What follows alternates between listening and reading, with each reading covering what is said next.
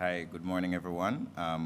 Good morning to members of the media. Good morning to the viewing and listening public to another in our post-cabinet press briefing sessions. This morning, we are going to be having presentations from the Honorable Favour Williams, who is our Minister of Education, Youth and Information. I will be your host, and we also have present with us this morning Dr. Grace McLean, Acting Permanent Secretary in the Ministry of Education, Youth and Information, Dr. Kassan Troop, Chief Executive Officer, Acting in the Ministry of Education, Youth and Information, Ms. Gabrielle Wilkes, who is Legal Officer in the Ministry of Local Government and Rural Development, Ms. Gail Mitchell, who is a Legal Officer in the National Solid Waste Management Authority, and welcome to all our support staff from the Ministry of Education, Youth and Information. We will now welcome the Minister, who will give her presentation on the decisions of Cabinet. Minister.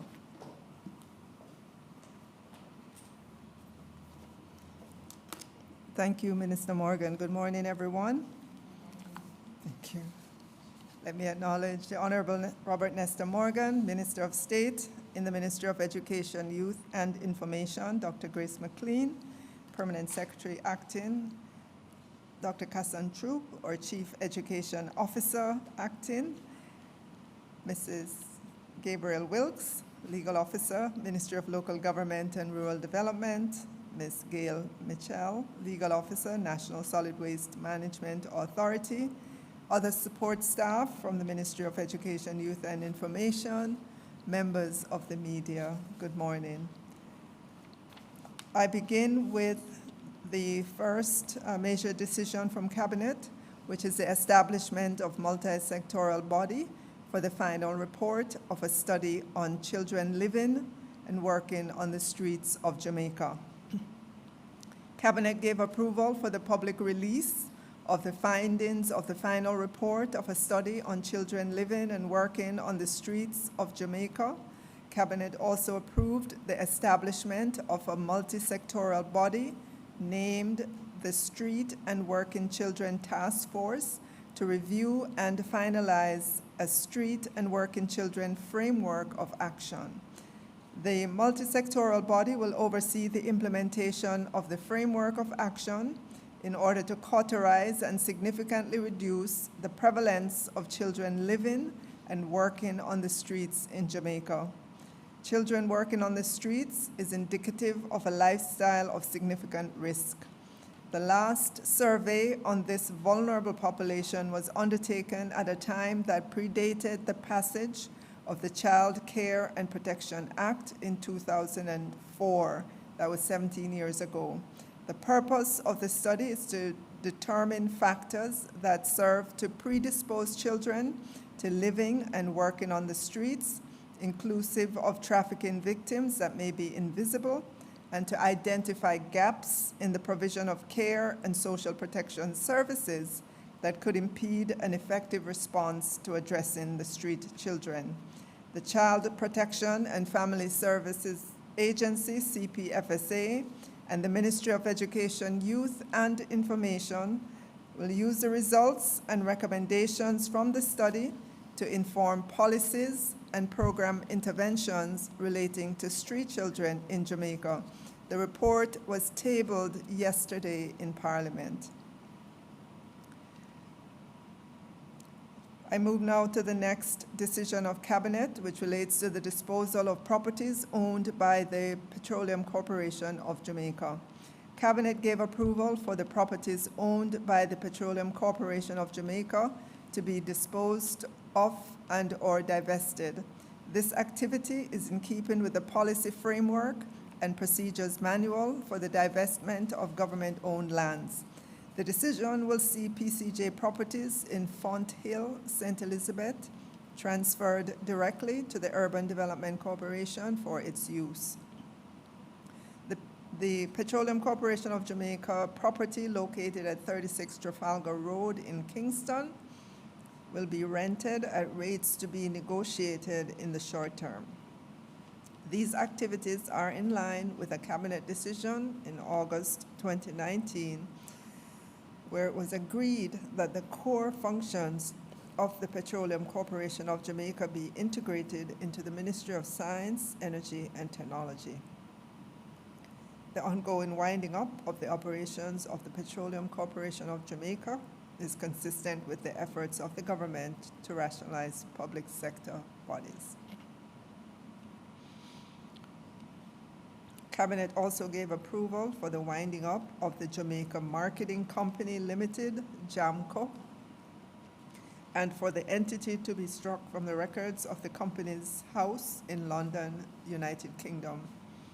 Jamco was incorporated in the UK in 1970 as a limited liability company in response to the crisis in the marketing of Jamaica's bananas in the UK. This was brought on by the unilateral termination of Effley's Group Limited contract with the Banana Board to market Jamaica's bananas. With the resolution of trade disputes between the United States and the European Union in 2002, Jamco's lobbying efforts were significantly reduced. An objective strategic review of Jamco's role and future was conducted, and it was decided that the company should be made dormant to make more targeted use of limited resources. We move on now to the request for approval of the settlement and financial support to the National Solid Waste Management Authority, NSWMA, for claim arising out of a fire at the Riverton disposal site on February 12, 2012.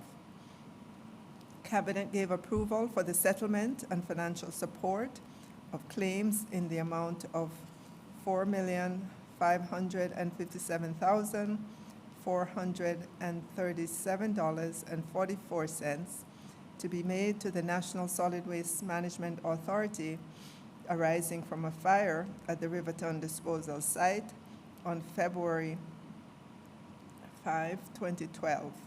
The fire lasted several days, and the smoke abatement process lasted approximately 17 days. Thick, persistent smoke and resultant toxic fumes blanketed entire communities in the parishes of St. Catherine, St. Andrew, and Kingston, and produced a nuisance to several communities. The claimants sustained personal injuries, lost damage, and incurred expenses, and took legal actions, the result of which found that the NSWMA had breached its obligations under the NSWMA Act 2001 by failing to take the necessary steps for the effective management of solid waste at Riverton disposal site in order to safeguard public health.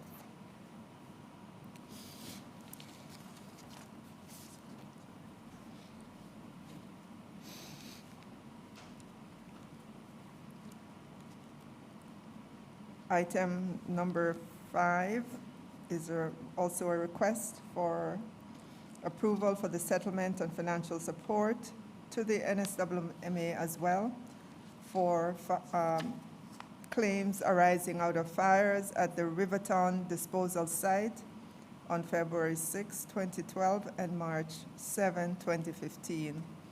Cabinet gave approval for the settlement and financial support of claims in the amount of $20,411,156.94 arising from a fire at Riverton disposal site on February 6, 2012 and March 7, 2015. On February 7, 2019, the claimants filed a claim through their attorneys alleging that on or around March 7, 2015, a fire was ignited at Riverton, consuming much of the facility and continued until on or around March 29, 2015, and produced a nuisance to several communities. The claimants sustained personal injuries, lost damage, and incurred expenses and took legal action.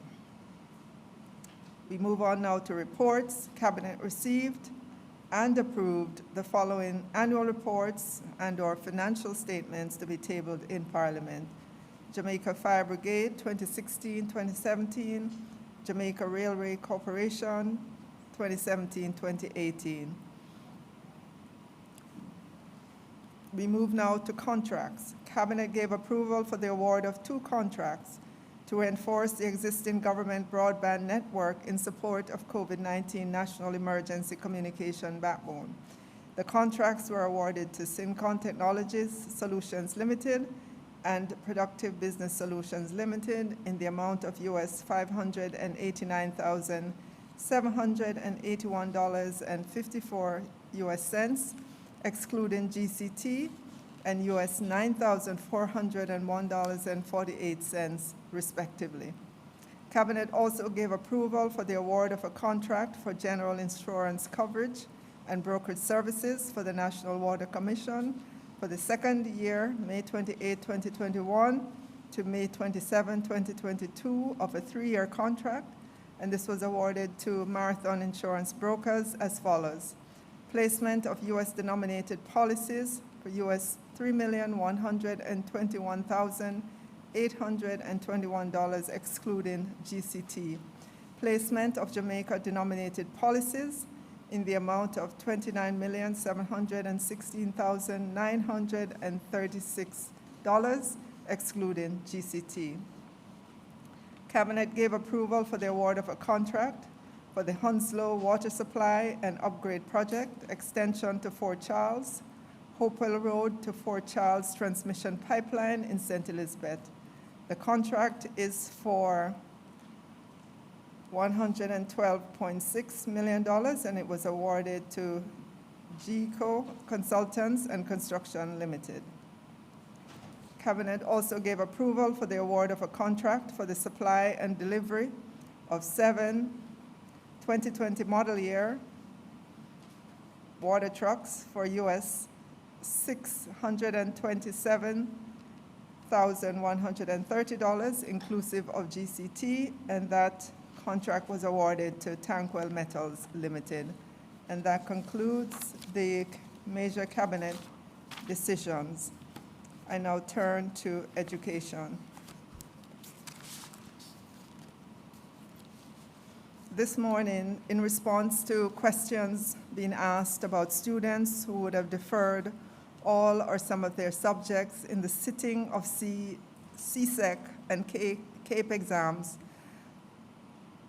and would have done so by the May 21st deadline, we want to assure those students that provisions will be made at the schools they currently attend to facilitate their continued attendance and the sitting of those exams in January or June of 2022. We recognize the difficulties of the health crisis that we all have had to endure since March 2020, and that not all of our students would have been ready to sit their exit exams. It was agreed with CXC that an option to defer would be extended to students. The official numbers from the OEC are that 7,567 students deferred all or part of their CSEC exams to January or June of 2022, and that 429 students deferred their CAPE exams to June of 2022. Of the 7,567 students who deferred the CSEC, 1,026 are private students, 406 are evening students, 195 are tertiary students, meaning, for example, students who are attending community colleges. After you subtract those figures, students in the secondary schools or high schools would total 5,940, and these were from 147 high schools. And when you look at the subject areas, there are 34 different subjects. The Ministry of Education, Youth and Information will work with school leaders to ensure a smooth integration of these students into their respective schools come September of the new school year. Thank you.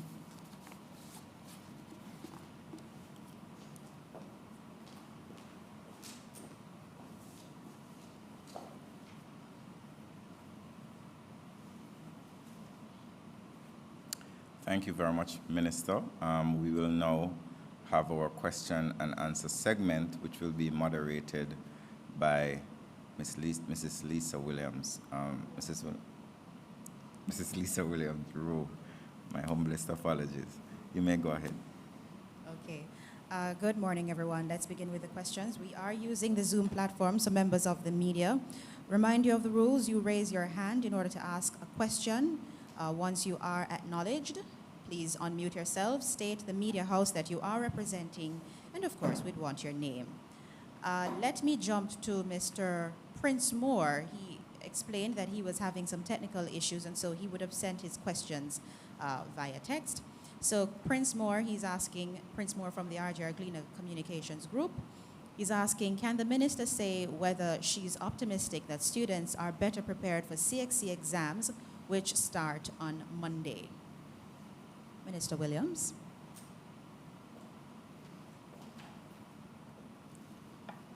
I'm assuming by better prepared, you mean relative to last year? Is that what you mean? Let me check with Mr. Moore. I believe so, or just in light of the circumstances that they're working with for this period. Okay.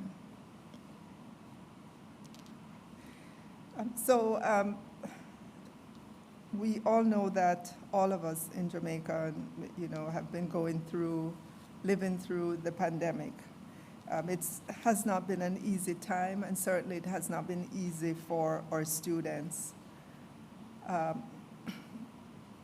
But despite going through the pandemic, we've had to still prepare for exit exams because there are many students who indicated that they want to sit the exams, they want to carry on with their lives.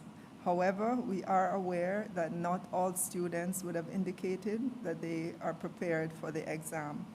And so you would have seen the many conversations that were had, the many consultations, meetings, to try to come to a medium, to find a balance for our students. And you would have seen the accommodations, which included deferring the exams, delaying the start of the exams, deferring the exams, persons who did not feel comfortable to do so.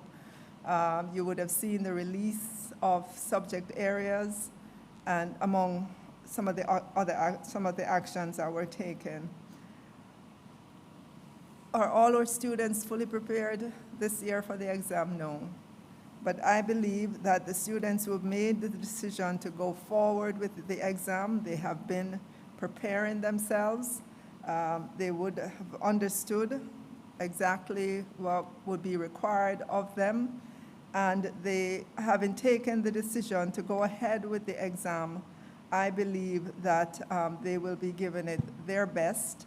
And, as the date comes along, which is, it starts at the end of, on Monday. I believe that the students who have decided to take the exams will go in and do their best for those exams. We will know when the results come and when we make the comparison, whether or not they would have done better or about the same as they did last year. It's been difficult for everyone, and we want to wish all our students all the best as they continue to prepare in these last days leading up to the exam. Thank you. Thank you, Minister Williams. We're now going to move to Mr. Siobhan Campbell. So Siobhan, you can just unmute. If you don't mind, we'd like to see you as well if you have a photo up, or you could just let us see your camera. There we go. And you can go ahead and ask your question.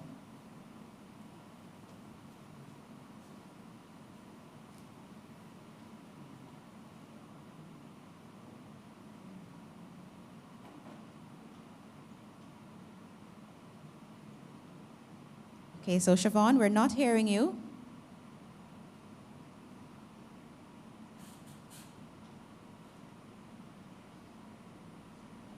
Go again. Still not hearing you. All right, so Siobhan, while we sort that out, see if you can...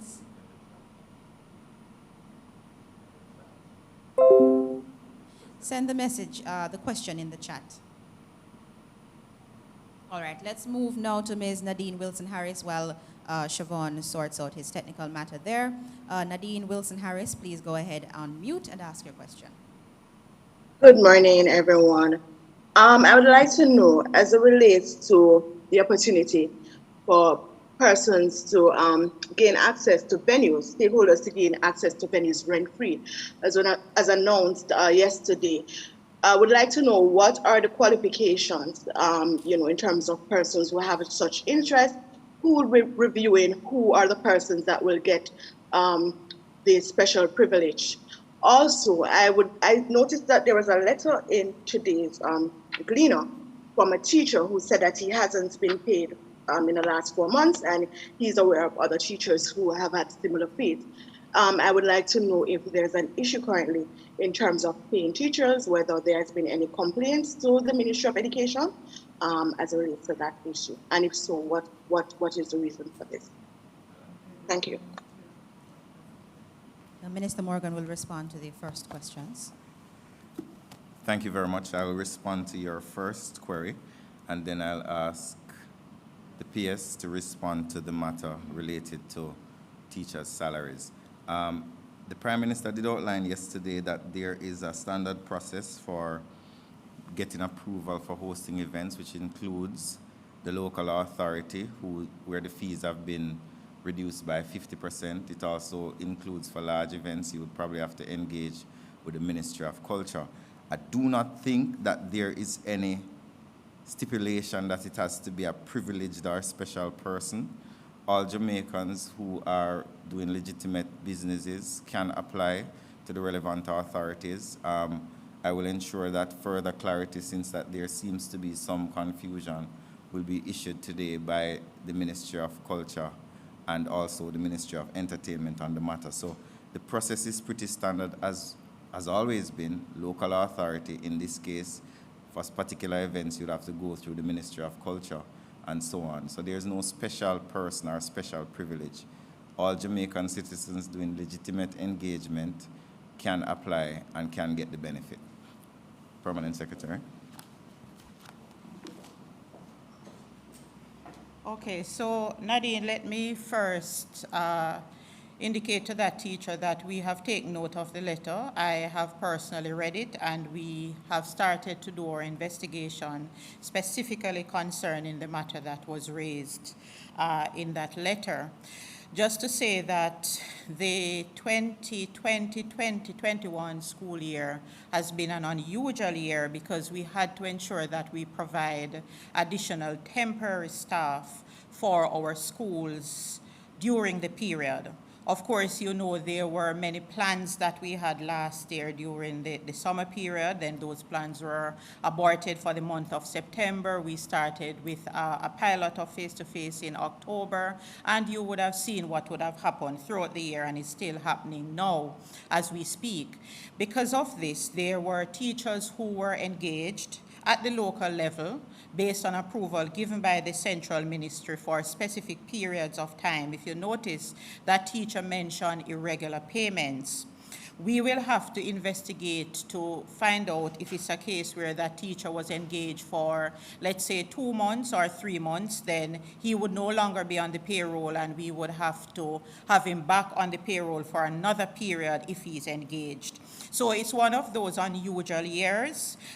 We have had many challenges in terms of the payments this year. We have satisfactorily dealt with, I would say, 99% of these challenges, and for those that we have not dealt with as yet, it's just that we have some other issues to sort through. For example, in some cases, some teachers volunteered, and hence the paperwork did not move from the school to the central ministry, and hence no payment would have been processed. But I want to assure our teachers that they are very important to us, their payment is very important to us, and we are seeking to do everything that we possibly can to ensure that we do not have these issues going going into the future. And Minister, if I may say, you would have approved for us to start rolling out the My HR Plus system for our teachers, where our teachers will now be able to access information. We will be able to obtain electronically, and this will shorten the process in terms of the processing for payment. And so we expect that the systems within the ministry will improve significantly. Thank you, Dr. McLean, the Acting Permanent Secretary at the Ministry of Education, Youth and Information. Now going to read the question sent in by Siobhan Campbell. And he says, I'd like to know the policy position arising from cabinet deliberations regarding the rideshare company Uber. Minister Morgan.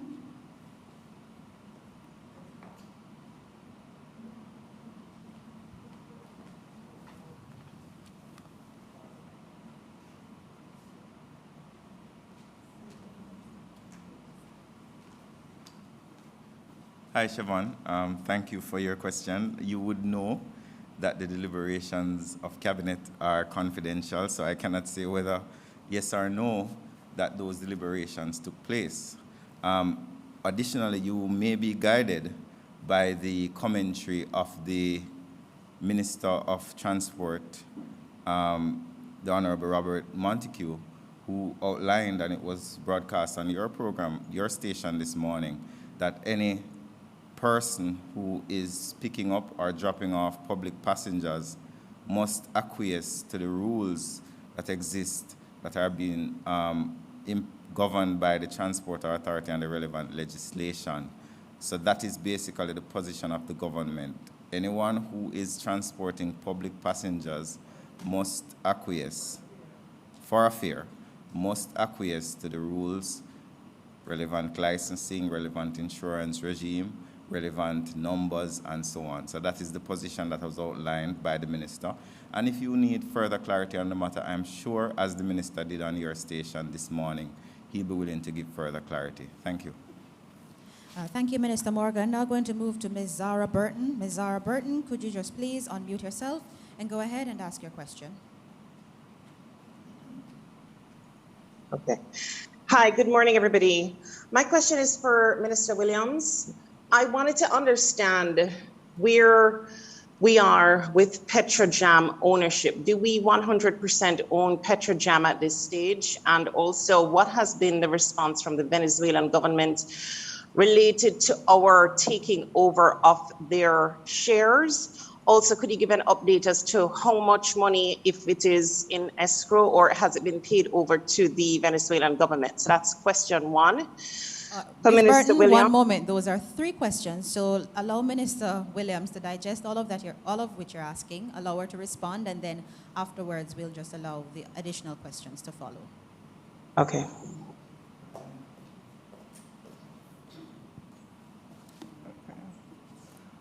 All right. With regards to those questions on Petrojam, one, I am going to ask you to allow me to get updated information for that. As far as I know, the government of Jamaica is still 100% owner of Petrojam, but in terms of whether or not there's been any movement with regards to Venezuela or the exact amount of funds that are in escrow, I would have to get an update on that. So if you don't mind, I can get those answers and maybe send them to you or come back to the next press briefing with those numbers. All right, Ms. Burton, you had a follow-up question? Yes, I wanted to know, is it possible to get those answers, Minister Williams, today or tomorrow regarding Petrojam and just where things stand? And also, when you were Minister of Energy at the time, could you say whether you had had any kind of correspondence with Venezuela's response to our taking over of their shares? What was the Venezuelan government's response? All right, so Ms. Burton, Minister Williams would have indicated that you should just submit those questions and allow her time to submit the responses to you, and I'll just allow her to answer the second question, which was Venezuela's response. Yes, when she was the Minister of Energy.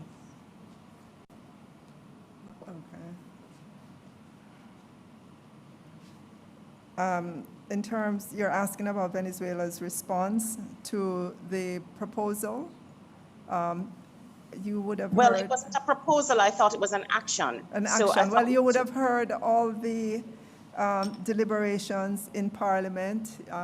You would have also heard the amendments that were made to legislation. And again, since then, I have not kept abreast with any changes that might have happened in the Ministry of Science, Energy, and Technology, but I'll commit to asking that entity to respond to these questions that you have asked and come back to you in good time on them.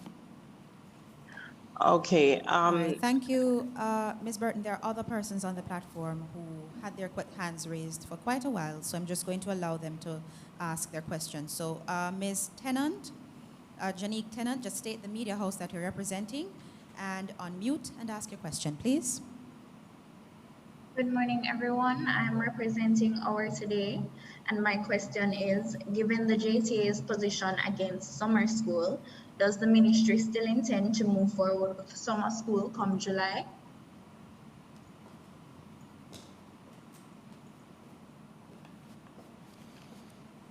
Okay. So the ministry would have laid out a plan for summer school. I can take this off now. For summer school and for the national homework and after-school program for the upcoming school year. We would have spent the last week doing our consultations and meetings with the various stakeholders. We still have some additional meetings or, town hall meetings to do with parents and other stakeholders. Among those groups with which we spoke last week would be the leadership of the Jamaica Teachers Association. And I believed after going through and allowing question and answers and doing the presentation that I believe the JTA walked away with a better understanding of what it is that we're planning to do to help to restore help to reduce the learning gap that our students have and to help to put them on a path where they are able to make up for what it is that they did not learn during this past year and to help to accelerate them along the path in terms of their educational pursuit. I believe, and we will be coming to the larger Jamaican audience in short order to also allow them to understand what it is that the plans are for summer school, but we have to meet with parents, and then we would open it up to the wider Jamaicans in order for them to understand and be supportive of what we have been doing. We know that for the past, since March of last year, we've been living through a pandemic. Our students have not been able to be in the face-to-face mode. We have done our best in terms of engaging them on various platforms, primarily utilizing the online or the virtual space, but we've made other platforms available as well, television, radio. We've ensured that our students have their textbooks and worksheets and are in touch with their teachers, but we know that there is a large segment of the students who were not engaged at all or were barely engaged, and we have to find those students. Beginning this summer, we have to go into communities. We have to get them in small groups of 10 or so. We have to engage them for at least 2 hours during the day to begin to get them back into that mindset of school and of learning again. We have to do it as a ministry.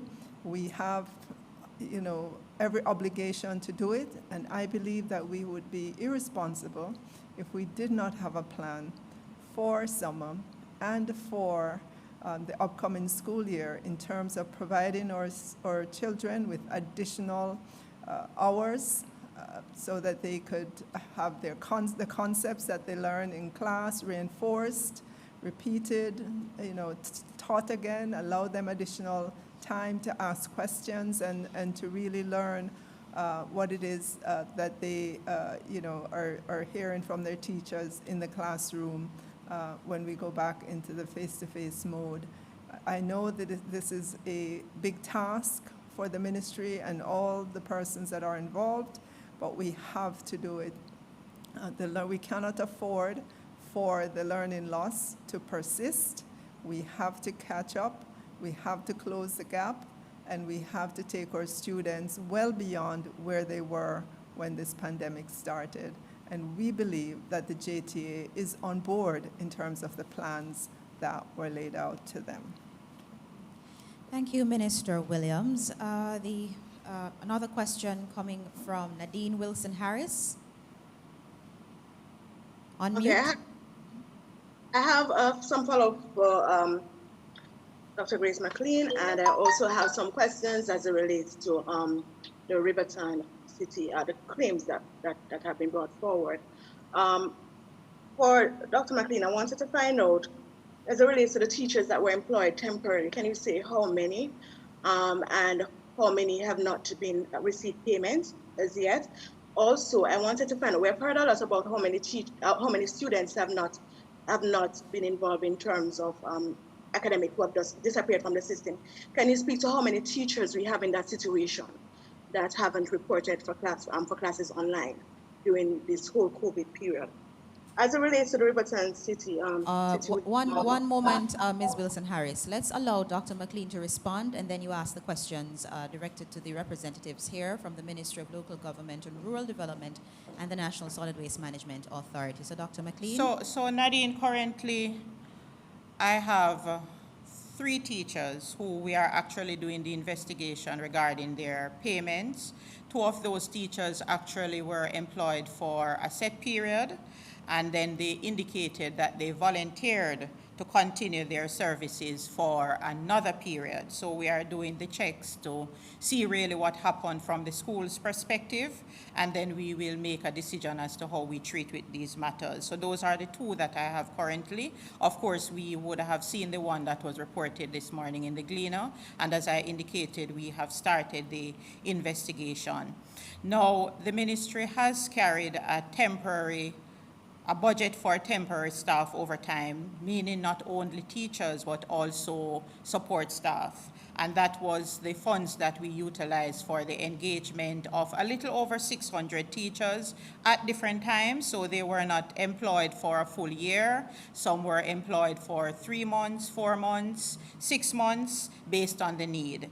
As it relates to teachers who are missing from the virtual space, I would not be able to provide you with that information because I don't think, Dr. Troop, we have teachers who are missing.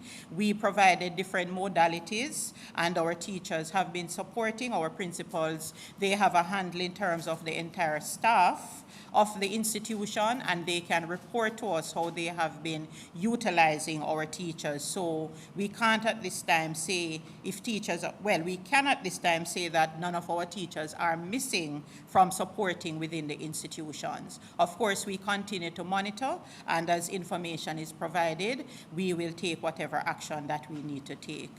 Minister, with your permission, I think there is a part of her question relating to the students who have not been engaged. So I could ask CEO to speak to that area.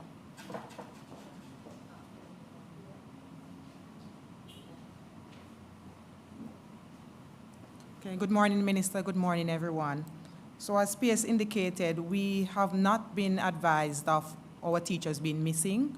We know we have a few teachers and students who would have indicated to our principals that they have comorbidities, and so those individuals would have been facilitated from the remote perspective. We have over 3,000 students who would have indicated, and about 400 and something teachers would have indicated across the system that there are comorbidities, and so our principals would have worked out an arrangement with them for them to deliver their duties in the remote perspective. So things are going good there. With respect to the 120,000 students that we would have not been able to account for consistently, we know from the reports that some of these students are in and they are out. So they are not the same students all the time that are missing, but nonetheless, we would have seen coming through our school reports consistently about 120,000 students who are missing. So what our minister indicated earlier is that this summer school is designed predominantly in mind, with those students in mind. Not that the other students will not be accommodated, but there is a concerted effort to make sure that we locate and to re-engage these students in these opportunities of learning so that they can be better ready for the school experience in the new school year. So that's where we are now with respect to that, but our students are being supported as best as possible. Right now, the education system is in assessment mode, so our principals are going through the diagnostic assessment with them and their in-house assessment activities. All of that data will be utilized to decide how the students will be supported at the school level come September as we re-engage them in the new learning experiences. Thank you. Thank you so much, Dr. Troop, Acting Chief Education Officer at the Ministry of Education, Youth and Information. Now, Ms. Wilson-Harris, you can ask those questions in relation to the claims for persons who would have suffered damage courtesy of the fire at Riverton. We have two representatives, one from the Ministry of Local Government, the legal officer, Ms. Gabrielle Wilkes, and Ms. Gail Mitchell, the legal officer at the National Solid Waste Management Authority. So either ladies should be able to respond to your question, so you can go ahead and ask. Thank you. Just want to know how many persons are set to benefit from the two payments that were announced earlier. And I would also like an update as it relates to the divestment of the Riverton City Dump. I know that a team had been put in place some time ago. Thank you. Morning to you, Mrs. Wilson-Harris. All right, there are 21 persons who are set to benefit from the, are set to benefit from being paid in respect of damages claimed for out of the 2012 and 2015 fires.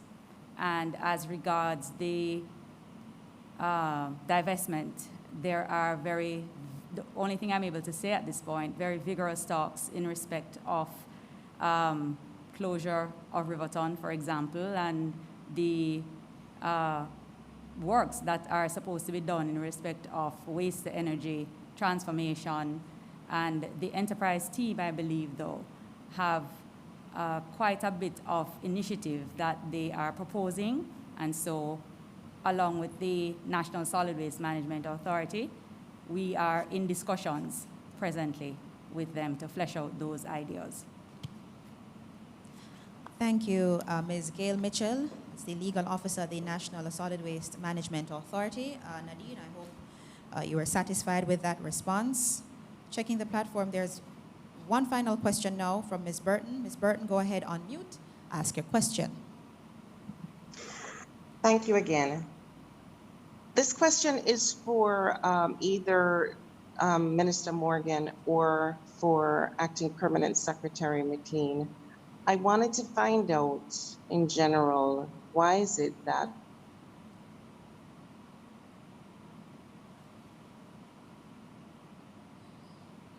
Ms. Burton? under the Access to Information Act, Ms. Burton, for a moment, Ms. Burton, for a moment there. provision for request of documents. Ms. Burton, can you hear me? The ATI, through the Ministry of Education, we apply for documents. However, in recent years, I have noticed that at the Ministry of Education specifically, every time you have a question, whether it's a matter of getting just basic information about a policy decision or just a follow-up like happened last cabinet post-cabinet briefing, we're being asked to put in ATI requests, and those are for documents. I want to understand why the Ministry of Education relies so heavily on ATIs to go in, even when there are no documents being requested, but just answers being sought. That's question part one. Part two, last cabinet meeting or post-cabinet briefing, Minister Morgan, you mentioned something, and I just wanted to get clarification on this, please. You said that you had responses ATI responses that had been provided to me. I want to understand your role in the process of granting those ATI responses when you said that you had responses in your possession that were granted to me.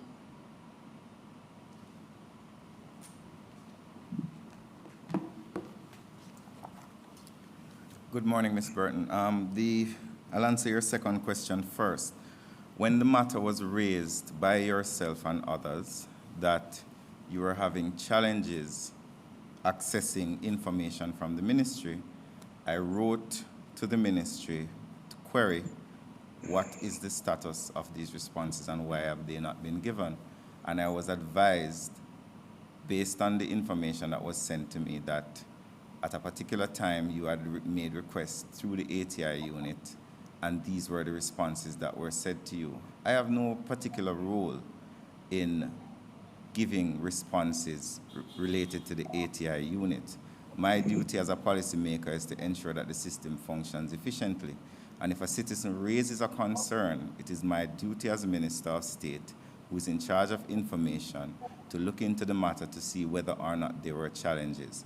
As it relates to your first question, why is it that the ministry relies on ATI? I do not know if I would associate myself with that conclusion. I remember at the last meeting you raised challenges getting information, and I said to you, as the minister, if it is that you're having challenges, you can send an ATI request, and you can also send an email to me. And further conversations took place on social media where I actually gave you my email, asking you to outline to me what the challenges were and what the questions you have were. I have not received an email. So I'm willing here, as a servant of the people, to assist where there are challenges within the system to ensure that the law that is outlined and the rights of citizens are protected, and where there are questions to be raised, as best as possible, if there are bottlenecks or if there are perceived challenges, assist those citizens. That is my role as a minister, and that is the role that I do every day. Thank you, Minister Morgan. On that note, we are going to end our bi-weekly post-cabinet press briefing. Want to acknowledge the Honorable Favour Williams, Minister of Education, Youth and Information, who would have delivered the cabinet deliberations and also updates on education, youth and information. We were of course supported by the Honorable Robert Nesta Morgan, Minister of State in the Ministry of Education, Youth and Information, Dr. Grace McLean, the Permanent Secretary acting in the Education Ministry, and so to Dr. Kassan Troop, who is the Chief Education Officer acting at the Education Ministry, and also say thanks to Ms. Gabrielle Wilkes, the Legal Officer at the Ministry of Local Government and Rural Development, and Ms. Gail Mitchell, the Legal Officer at the National Solid Waste Management Authority. Special thanks to other support staff from the Education Ministry, and of course also to our media partners who were so